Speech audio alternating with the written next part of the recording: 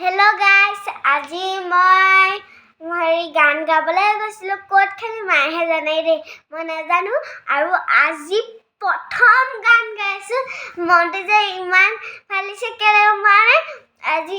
মই গান গাবলৈ গৈ পেলাই তাত থাৰ্ড পুৰস্কাৰ পাইছো মনটো বহুতে ভাল লাগিছে আজি প্ৰথম নাচিয়ে যে পাইছো প্ৰথম গান গাই যে পাইছোগে একদম পুৰা